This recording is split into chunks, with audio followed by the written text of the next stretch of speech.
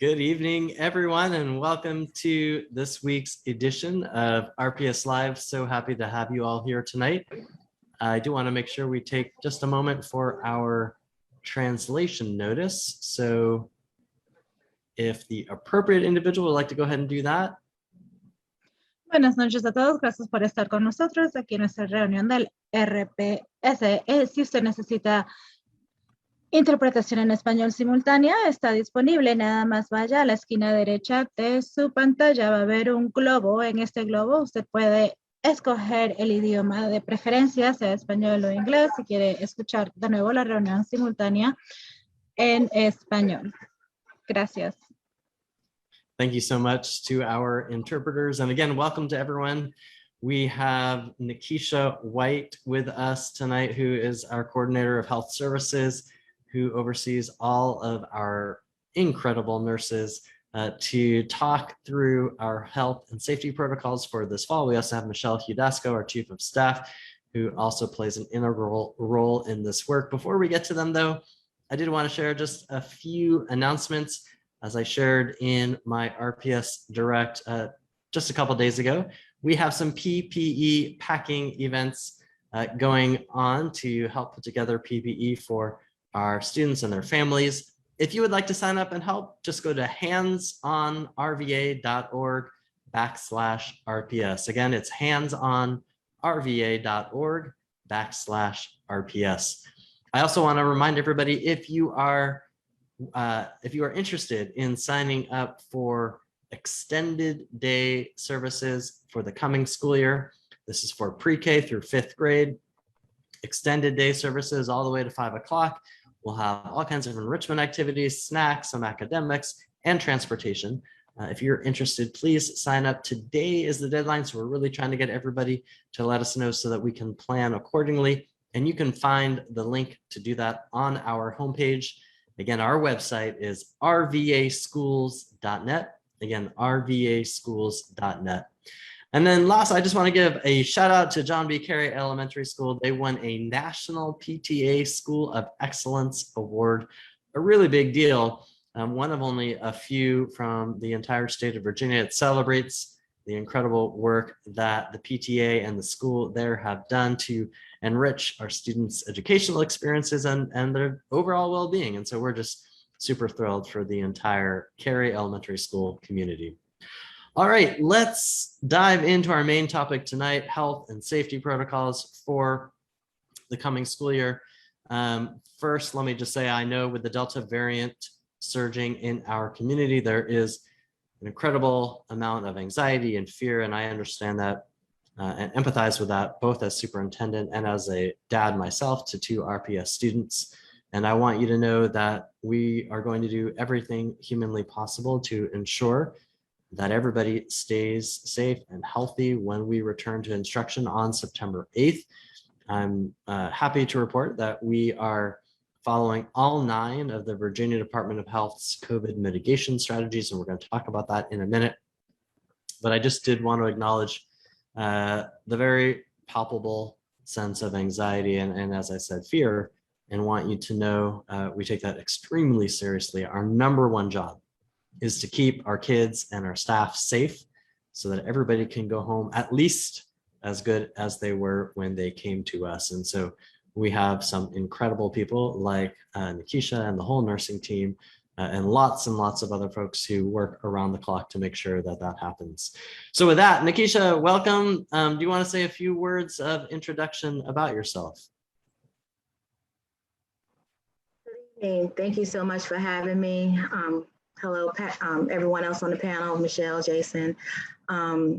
Sure, I'll talk about myself. I prefer to talk about school nursing, but I won't go. You can talk about school nursing too, but if you want to just say a few words so everybody gets to know you a little bit. Okay, sure. My name is Nikisha White. I'm the coordinator of school health services for Richmond City Public Schools. I started my career here in 2008 as a school nurse for William Fox Elementary School in Linwood Holton elementary school. And then I left for a while. I became a hospice nurse, and then I came back and I was the nurse for Fairfield Court Elementary School and Woodville Elementary School. And then I became the health coordinator for the Virginia Preschool Initiative program for about 2 years. And then I left and became the administrator of school health services in Stafford County. And that was truly a very good experience, because that's where I learned the true philosophy and the core of school nursing. I was blessed to have a mentor when I worked in Stafford County. Her name was Kathy Whitby, just a little shout out. I don't know if she's watching, I'm sure, but anyway, who taught me to understand to apply a framework to school nursing, the profession of school nursing, and what school nursing was all about. And then I heard about a position in Richmond, because I commuted to Stafford for 2 years. I drove to Stafford County for 2 years. And I live in Rowena. And I heard this position was open. So I've been in this position for 3 years, proudly serving our students in Richmond Public Schools. And I think I've said on a live before that I am a product of Richmond Public Schools. I graduated from Armstrong High School. I'm not going to say the year. I'll let you all guess what year. I hope I'm still looking young. That's at least my prayer. But anywho, I am a proud Wildcat, and I tell that to anybody who will listen to me. So I serve as the coordinator of school health services, and we do an awful lot. Right now, we are blessed with a team of around 60 health professionals that is composed of RNs, LPNs, and CNAs, school nurse assistants. We make sure that your children, our students, are in school healthy and ready to learn.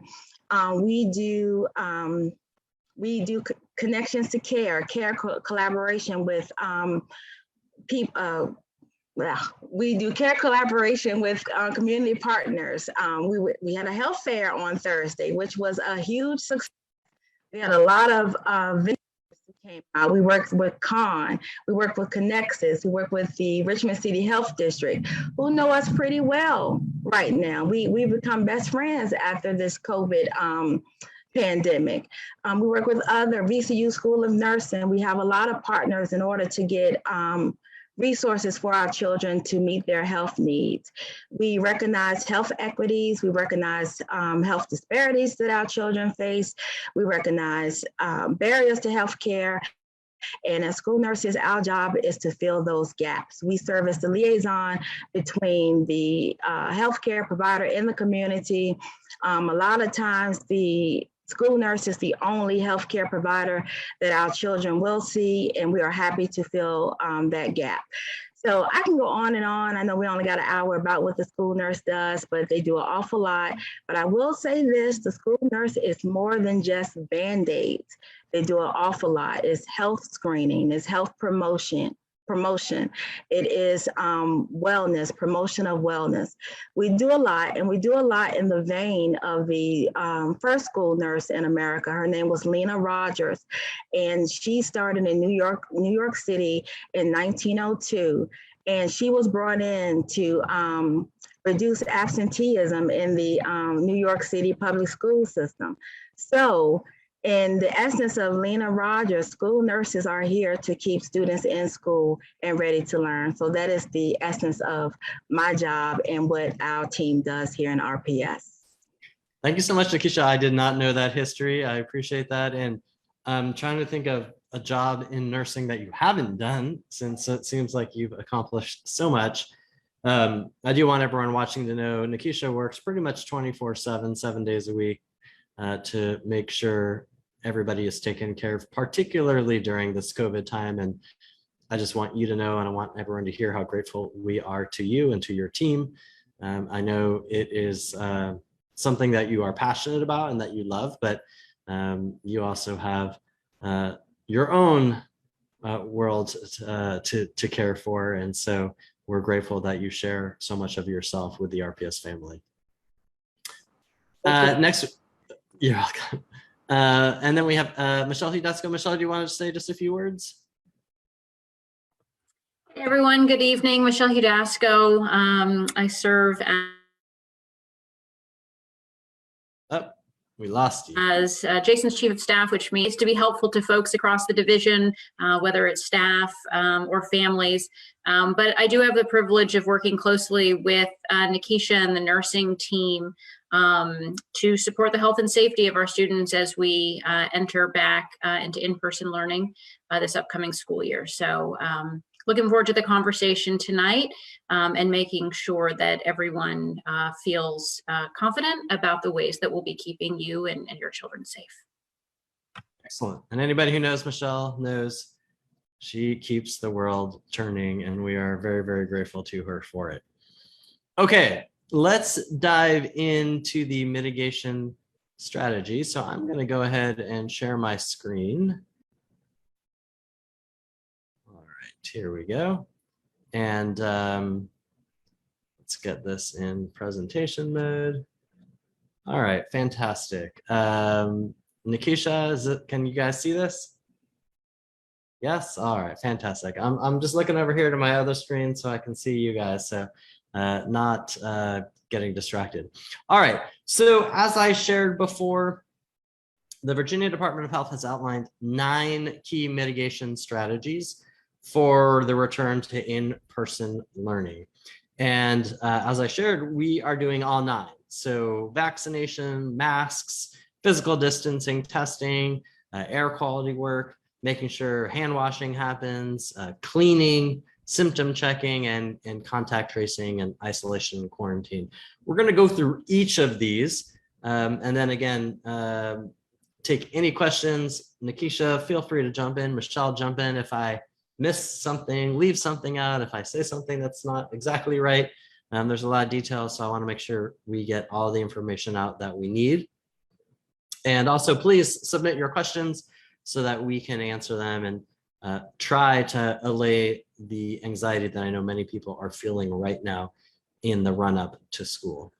All right, so let's dive in with our first one, promoting vaccination. We know this is the most effective way to prevent the spread of COVID-19. We're grateful that the vaccine is available to everyone 12 years old or older. So I'm very happy to share that my oldest son turned 12 over the weekend, and his birthday present was a vaccination shot.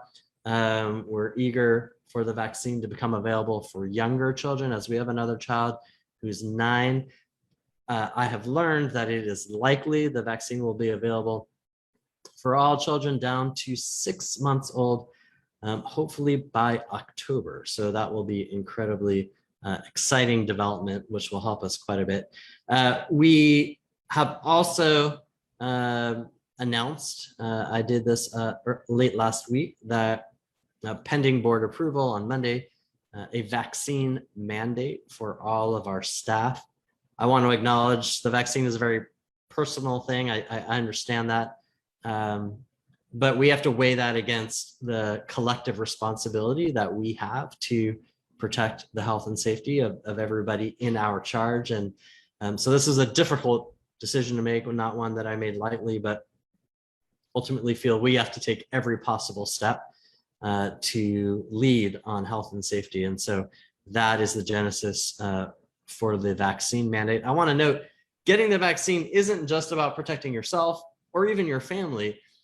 The more people who get vaccinated in the RPS orbit, the more likely we are able to keep everybody in school all the time. The fewer people who are vaccinated, that means more people who are going to get infected. That means more classes that have to quarantine. And we want to prevent that as much as is humanly possible after the past year. We're setting up some mobile vaccination sites over the next few weeks to help with the vaccination push. And again, strongly encourage. Of course, we have the mandate for our staff, but also encourage our families and our students down to 12 years old to go ahead and get the vaccination. Nikisha, anything you would want to add on vaccines? Sure. So as a school nurse, you may have guessed I am a proponent of vaccinations. As a school nurse, I'm also a public health nurse. And, you know, as a public health nurse, we acknowledge that there are some great achievements in public health. There's about 10. They have evolved over the years, 10 great achievements in public health. And I won't go over all 10 of them, but I'll list one or two. So one of those were motor vehicle safety. As a public health means, they realized that people were dying in car accidents. So a law came about to wear your seatbelts to reduce people dying and getting seriously injured in car accidents. We realized that even though back in the 40s and 50s, smoking seemed to be very cool. It was on TV. I'm gonna age myself again, but when I was growing up, you could smoke in a grocery store, in a restaurant. It was common for people to do that, but they realized that was a public health threat. You can no longer do those things. You cannot smoke on a school campus. You cannot smoke on a hospital campus, in a grocery store, in a movie theater anymore, because those things harm the public. Vaccinations are one of those achievements in public health. So they're very important. Like you said, Jason, not only are you protecting yourself, you're protecting those in your community, those younger people under 12 right now who cannot get vaccinated. You are protecting them when you get vaccinated. So I would encourage anyone in our community who is on the fence about vaccines, educate yourself. The research is out there. Get vaccinated. The Delta variant is, Dr. Vula spoke with us today. He explained it's highly contagious. It moves rapidly. The strand moves more rapidly than COVID.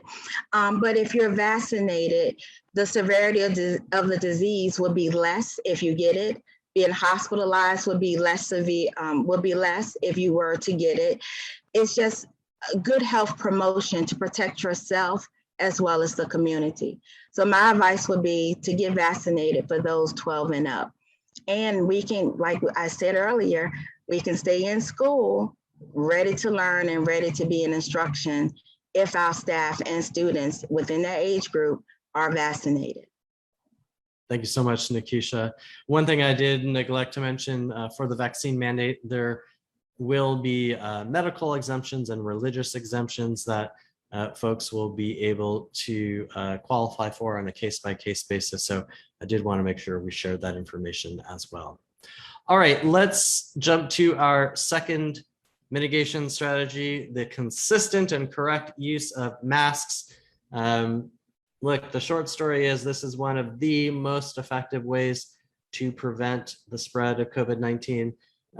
If you are at an RPS school or office or facility, our policy is 100% masks at all times for students, for staff, for visitors, for anybody. The only reason I'm not wearing mine now in my office is because I'm talking to you, and I know it's a little bit hard on a live presentation like this. I'm the only one in my room right now, so we're good on that front.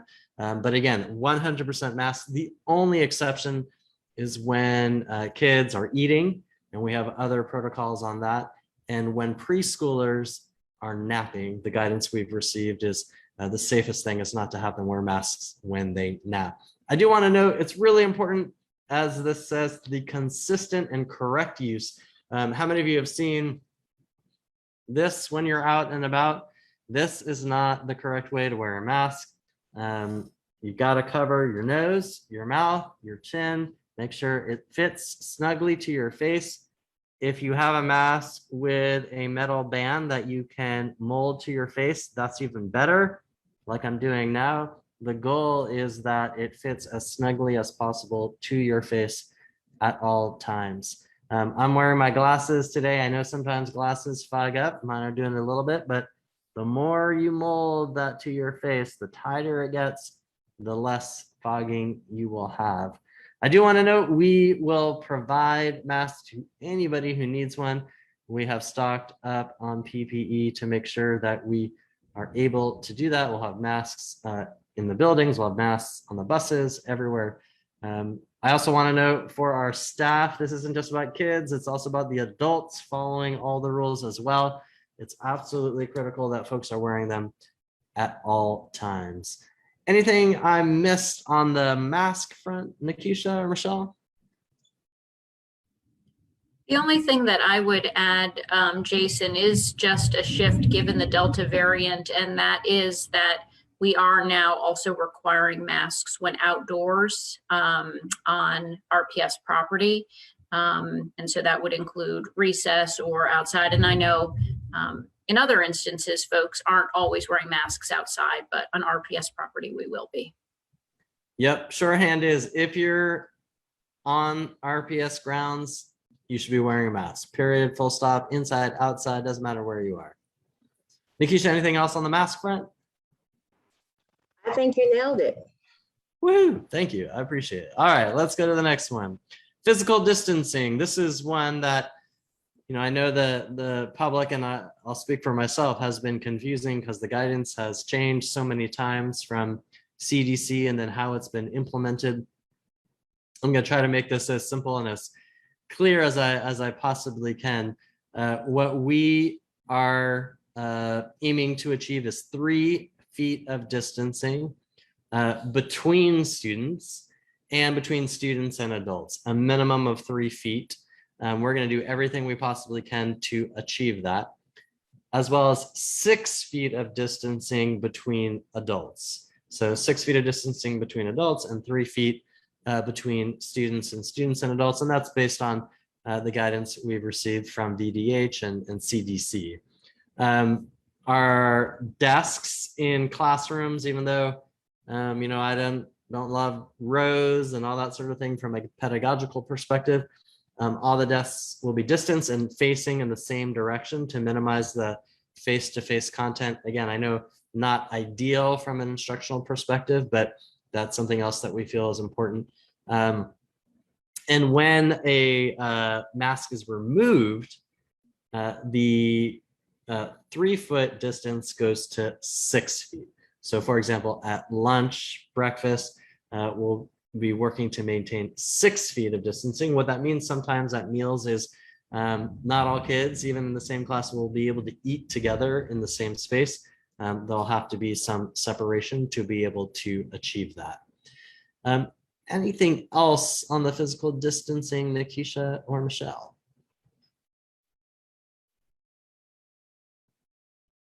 All right, very good. Let's then go on to the next one. Why can't I do that better? Let me try that again. Oh my gosh. It is not letting me do that properly. Hold on 1 second, see if I can get this to work. There we go, testing. So testing is another one of the mitigation strategies. We're super excited that we are going to be able to partner with the Virginia Department of Health on a pilot testing program this fall that they have established. This is going to allow us to achieve this important mitigation strategy. While I'm here, I do want to note that individuals who are vaccinated, individuals who get the exemption from the vaccine for medical or religious reasons will be required to submit to periodic testing. So this can be helpful on that front as well. All right, let's jump to air quality. It's super important. One of the best things we can do is ensure that there is fresh air for our students and our staff, and to clean particles out of the air, COVID particles, and frankly, any other particulates that could be causing any respiratory issues. So this will be helpful for kids with asthma as well. I want you to know all of our buildings have air quality levels that meet ASHRAE. That's the governing body for HVAC industry, meet the guidelines for safety. We have purchased and installed these gray sort of telephone booth looking devices. It's a Carrier OptiClean HEPA filtration air scrubber. Basically, this is a hospital grade air filtration unit. It's in every classroom, every common area, every office, over 2,150 of these all across the school system. They will be a very familiar sight. They clean the air, again, hospital grade filtration. We also done a lot of HVAC maintenance, 26 major HVAC projects across the city, even replacing some entire systems, some filter upgrades and things of that nature, and new HEPA air filtration systems on all 207 of the buses that we will be using this year as well. So another big investment, but an important one to make sure that our air is as clean as it possibly can be for our students and staff. Nikisha and Michelle, anything else on the air quality one? All right, let's keep going. Next, we have hand washing and hand sanitizing. It's a very simple thing, but really, really important. And as the father of 2 young boys, I know it is sometimes challenging to get kids to wash their hands, but it really is one of the simplest and best ways to prevent infection. And I want to note, it's really about, you know, if you cough or whatnot and you get virus on your hands and then you touching eyes, touching nose, that's really the issue. And so we want to make sure that kids and staff have the opportunity to wash their hands, keep their hands clean. So we've done a number of things. We have wall-mounted hand sanitizing stations just about everywhere, including signage to encourage folks to use that. All of our bathrooms have been upgraded to make sure nothing's broken. You know, the sinks work, all the plumbing, all the electrical, but also we've installed, you see a picture there, touchless soap dispensers and touchless paper towel dispensers, and that helps prevent the transmission of the virus as well. Signage for proper hand washing, to especially for the little ones, to remind them what it really means to wash your hands. It's not just a splash of water and then you run, but really using the soap and water for at least 20 seconds. Making sure that there are reminders and protocols so that kids are washing their hands before they eat and after. Same with recess. I mentioned the bathrooms, over 900. We've made all the necessary upgrades, and also importantly, set up protocols so that our bathrooms are cleaned and stocked every 90 minutes. So a huge shout out to our custodians who are working really hard to make sure that that is the case at all of our schools. All right. Nikisha, Michelle, anything else on the hand washing? Okay. Cleaning and maintaining healthy facilities is the next one. You know, early on in the pandemic, I remember everybody sort of wiping down their groceries with Clorox and all that kind of stuff. And we had a big fear that there was a lot of surface transmission. We've learned the transmission of the virus from surfaces is actually quite low. So, you know, somebody coughs and a virus particle falls on a desk, and 20 minutes later, somebody puts their hand on the desk.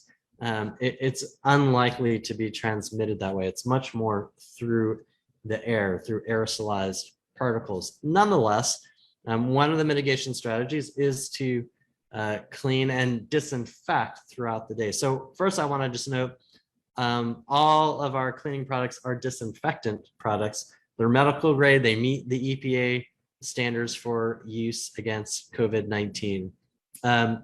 Custodians will be cleaning high-touch surfaces throughout the day, every 90 minutes. Lunch tables, of course, after use. Classroom tables and desks every day. There will be a deep cleaning of restrooms at the end of each day, along with cleaning throughout the day. We'll also have disinfectant wipes and disinfectant spray available for students and teachers for additional use as they desire to do so.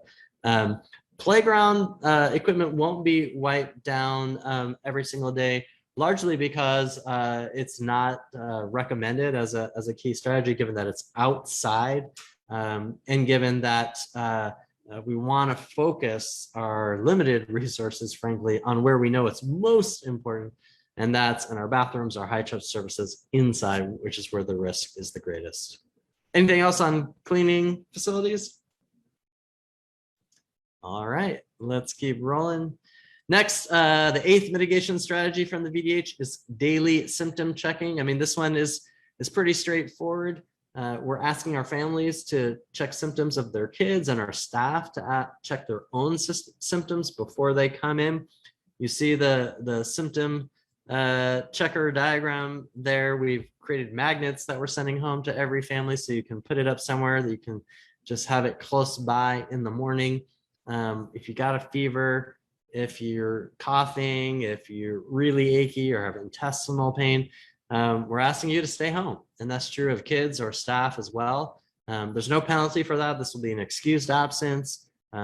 Staff will, their leave will be covered. So the important thing is, if you're not feeling well, to stay home, seek medical support if symptoms become more severe. What we want to do is prevent the possible transmission of COVID, if it is in fact COVID, at the school building. I want to know we're also sending every family a thermometer so that you can use that to check temperature in the morning before you come to school. And we're going to have lots of versions of this symptom checker all around. We're going to have folks answer the symptom checking questions in our online employee system, our check-in system called Raptor, every morning. Again, if there is a child who exhibits symptoms during the day, we'll have a supportive care space where they can be isolated from other students and staff, receive any support that they need until such time as they can be picked up and go home. Anything on the daily symptom checking, Lakeisha or Michelle? All right. And then last is contact tracing, and then quarantining and isolating if necessary when there are positive cases. We have had a number of positive cases so far this summer over the course of summer school, as well as at Patrick Henry, which is a charter school, which starts earlier than the rest of RPS. First, let me just say, I understand, certainly as superintendent, but also as a parent, any positive is very nerve-wracking. And I think one of the most important things we can do is get parents and staff information quickly, make sure it's accurate, make sure it's clear, make sure it's actionable, so everybody knows exactly what's going on and what to do. And that's my commitment going forward when we reopen on September 8th. I do want to know what happens when we get a positive. Our nurses and folks like Nikisha and VDH get together and do contact tracing to see who else might have been infected or at least exposed rather. And then we determine if a group of students or maybe even a whole class or multiple classes need to be quarantined and for how long. To help with that, we are mandating seating charts in our classrooms and cafeterias, buses, so that we can know who was by whom and for how long. We're also eliminating large groupings, so there aren't going to be assemblies or other big events as we start school, again, to ensure that kids have minimal contact outside their basic core group of children. So if there is a positive, we can quickly contact trace and quarantine the right students while the rest of the school continues on. Of course, we maintain confidentiality according to all of the relevant laws and regulations when we do the contact tracing and the notifications. Again, if we have to do a significant closure of any kind, class or a whole grade, that's something that we want to make sure everybody has the proper communication about, and we will ensure that that happens when we reopen this fall. Any other questions or thoughts, notes on the contact tracing? All right. All right, so we have made our way through all 9 mitigation strategies. I'm going to stop my sharing and go ahead and let's begin with some of the questions that we are receiving. So I'm just going to go in the order that we have them. I want to thank Tamika Massey from the Engagement Office for her great help in capturing these questions and sharing them with us. So number 1, will quarantine be necessary for vaccinated students who are exposed to COVID-19? Nikisha, do you want to take that one? Sure. So if you are vaccinated and you have been exposed to someone with COVID, you do not have to quarantine according to the CDC. unless, well, I'm sorry, if you do not have any symptoms. So let me say that again. You do not have to quarantine if you've been exposed, if you are vaccinated, if you do not have any symptoms. However, the CDC does recommend that you get tested 3 to 5 days after your exposure. And after your exposure, you should wear a mask in public spaces for 14 days after your exposure. So you do not have to quarantine after you've been exposed to someone with COVID if you have been vaccinated, fully vaccinated. And you are not showing any symptoms. And you're asymptomatic, that is correct. Thank you for that clarification, Nikisha. Second question, is the free after-school program available for preschoolers with IEPs? Yes, it's available for all of our preschool to 5th grade students. Number 3, do siblings of students who have been asked to quarantine need to quarantine as well? Nikisha, do you want to take that one? So I clarified that with our epidemiologist, and I just want parents to understand we do have an epidemiologist that's assigned just to RPS that works with us. And the answer to that question is no. So if it's a storm out there, I don't know if you all can hear it, but if one of your children was asked to quarantine, your children in other classrooms do not have to quarantine, just the child that was exposed in that particular classroom. And that may have been a change from the phone calls you got last week and the week before, because we just clarified that with the epidemiologist a couple of days ago. So the answer to your question is no, the siblings do not have to quarantine. Thanks for that clarification, Nikisha. Number 4, when someone is exposed or determined to be in close contact with someone that tests positive for COVID-19, who will be responsible for contacting parents? What methods of contact will be utilized? And are there different recommendations if the test is a rapid test versus a PCR test? At my children's daycare, we were given different direction if a positive rapid test was followed by a negative PCR test within 48 hours. Michelle or Nikisha, do you want to split that up into sort of the communication and then the PCR versus rapid test? Sure, I defer to Nikisha if you want to start, or I can jump in with whichever you prefer. Nikisha, you want to start us off? Sure, I'll start us off. I think I missed some of the question because of the thunder, but Want me to read it again? yes, please. No problem. When someone is exposed or determined to be in close contact with someone that tests positive, who will be responsible for contacting parents and what methods of contact will be utilized? So let's start there. Okay, so if someone is exposed, the school nurse will be the contact tracer that will start the investigation, I should say, and will start to notify parents. Or we will use the Remind, which is what we've been using for the past few days. Sometimes we get a case late at night. Sometimes we get a notification of a case over the weekend. And right now, your school nurses are on vacation, so it's just me and the nurse specialist. So we've been utilizing Remind to get the notification out quickly. So it could be a variety of communications. The Remind has gone out, and then the school nurse or myself or Nurse Bourne has follow up the next day. So we will be tightening up those processes as we get ready for school reopening. And I'm sorry, what was the second part of that question? Well, I just want to jump in on that. So one, for anyone watching who isn't familiar, Remind is our text messaging system. And so if you are not in the system, please make sure to sign up, and you can get the information on how to do that on our website, rvaschools.net. It's a really critical information link. And so that is one of the ways in which families will be notified. And we'll outline with greater specificity what some of those other ways will be as well. But that is one of the primary ways where we know we can quickly push out a message to our families. I also want to note, once we're back on September 8th, all of our nurses are back.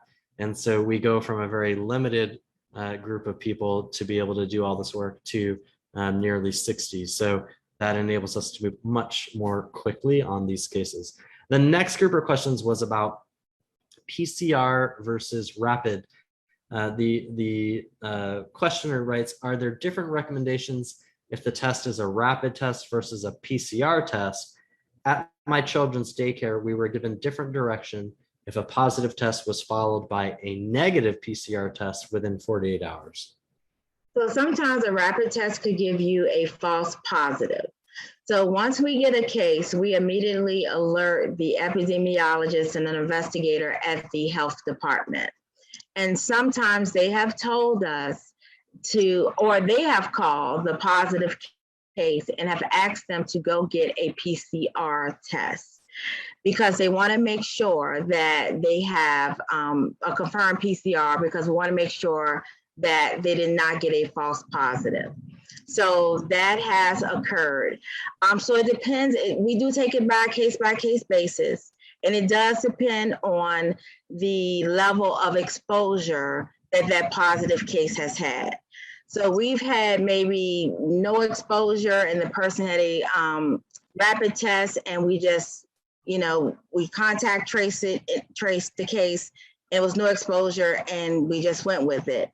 There was a case where we thought we had a lot of exposures, and the investigator at the health department strongly recommended that the child go get a PCR test, and they did, and we realized that it was a false positive, and then the PCR test ended up being negative, which was, we all did a sigh of relief because we did not have to quarantine a large group of people. So if the question is, should I get a rapid test or a PCR test? The answer would be, to be more reliable, get a PCR test. That is correct. But we will be taking these on a case-by-case basis, and we will be consulting with the health department with each case. And if you all don't mind if I say this quickly, it may kind of ease some of the parents in the community that's listening. We do meet with the health department every single day. Well, Monday through Friday. Well, Monday through Thursday, because we have Fridays off for summer. But anyway, we meet every day with the health department. It doesn't fail. It has never been canceled for about a year now. Every day at 3 o'clock, we meet with the health department and we review our cases one by one, student and staff. So, and we help them with their investigation, and they help us to strategize on if we need to quarantine or not. So, we're working with the experts when it comes to these COVID cases. And just to build on that, I mean, largely the steps we take are a direct result of the advice and guidance we get from our VDH partners. So it's a true collaboration. I appreciate you sharing that detail, which has become so common in my mind, but I think folks may not realize every single day at 3 o'clock, RPS and VDH are meeting to go over where things stand and what the right recommendations are. I do also want to note, for now, given Delta, even a rapid test is considered positive. So, even if we don't have a PCR yet, we're still presuming that it is accurate, that it is positive, and we're acting accordingly out of an abundance of caution. Of course, if we then get a PCR that says, no, it was negative, and in particular, as Nikisha noted, even if there was significant exposure, then we're able to take different steps. All right, let's go to the next one. Are there plans to do any deep cleaning for the buildings that are being used for summer school before staff returns for reopening? Not sure if that is a Nikisha or Michelle. I think Michelle, she's smiling, so I'm going to turn to her. Absolutely. Yes, we have contractors lined up for all of the sites where summer school was hosted to be sure that they are deep cleaned again before reopening. Fantastic. Thank you. Number 6, will there be any school closing due to the surge of the COVID-19 virus and the Delta variant?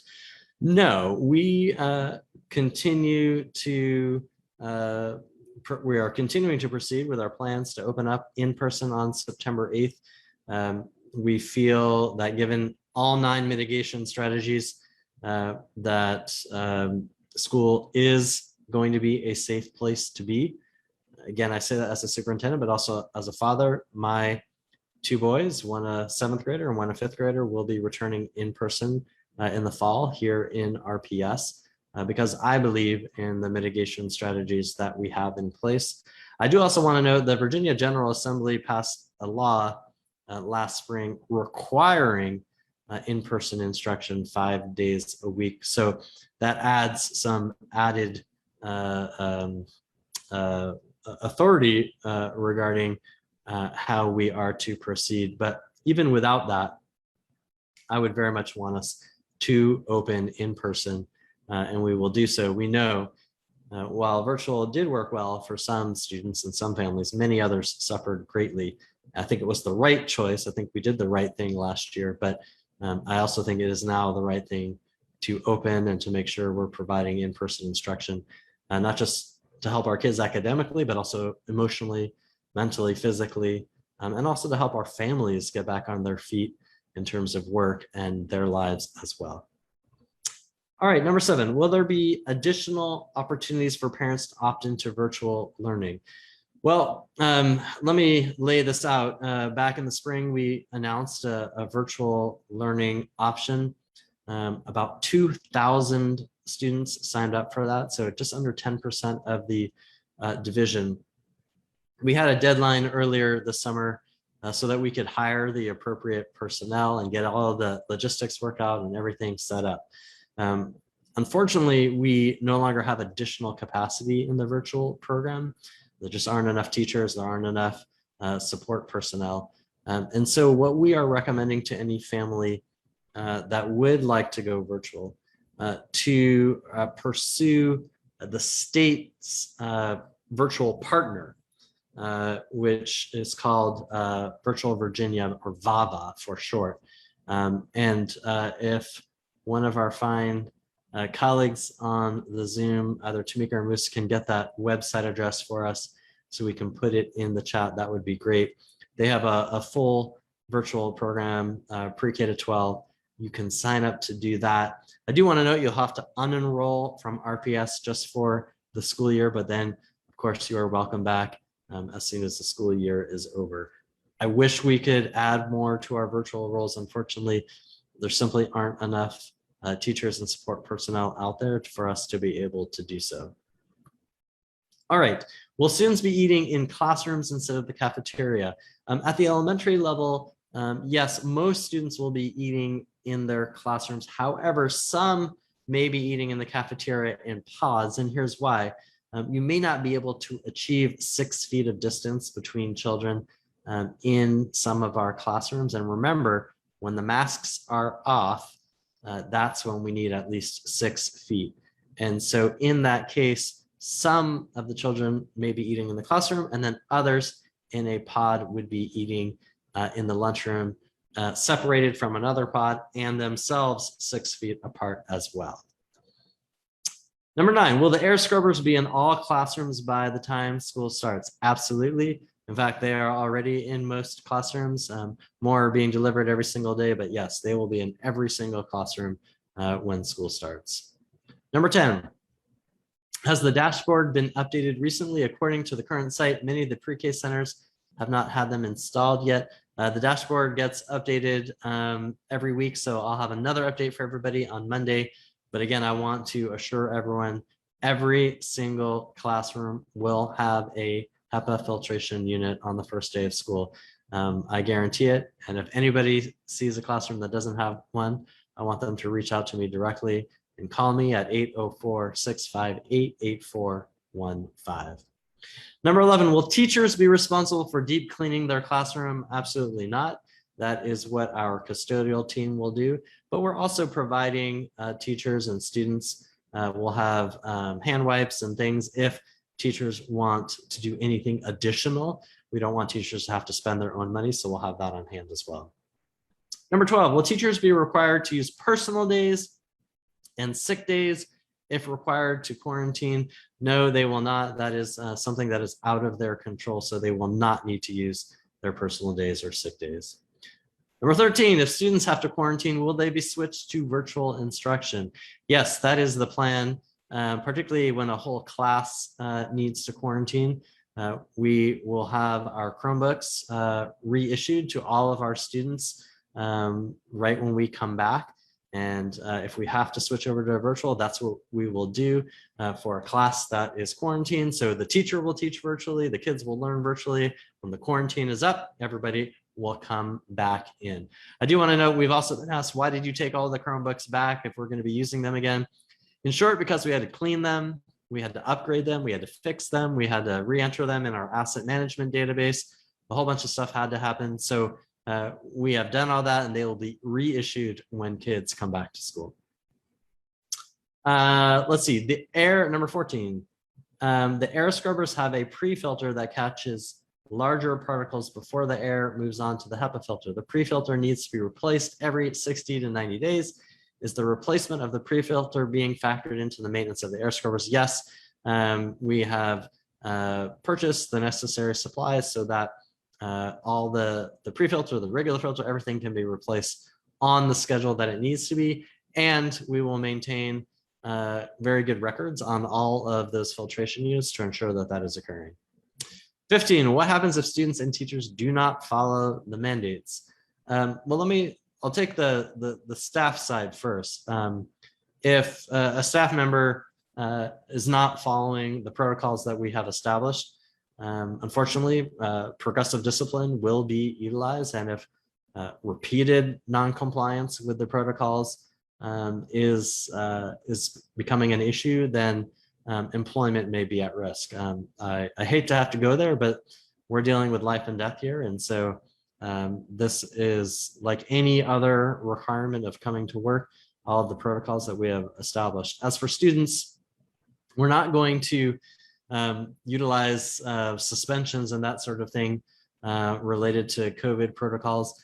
But if a student repeatedly fails to follow the guidance and is doing so willfully, then that is a conversation we'll have with the family, and that student may need to then transition to a virtual program. And if that's the case, we will ensure that that happens. All right, 16, will teachers get info during pre-service about how closures and quarantines will occur at the class and grade levels?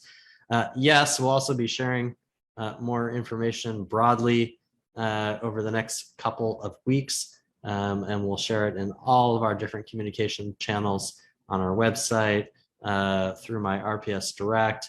We're making a video, all kinds of different ways to make sure everybody has all the information that they need. I think that is the end of our questions. Tamika, anything else that you have coming in, or does that wrap it up? That's all, she says. All right. Michelle and Nikisha, any closing thoughts, and then I'll wrap it up. No, I think we've covered everything. Thank you. All right, Nikisha, anything you'd like to add? No, Jason, Michelle, thank you so much for your continued support of school health services. Me and the school nurses, health services, we really appreciate you. Right back at you, Nikisha, and the entire health services team. Again, I want to note, I more than understand the anxiety folks are feeling right now. Again, as a father and as superintendent, we take that very seriously. I hope we have demonstrated over the last year and a half that we're going to do everything that needs to be done to keep kids safe. That's number one, and keep our staff safe. And so that's why we are employing all 9 mitigation strategies, why people have invested a ton of time and energy, and the division has invested quite a bit of funds, thankfully, from the federal government to be able to achieve so many of these things.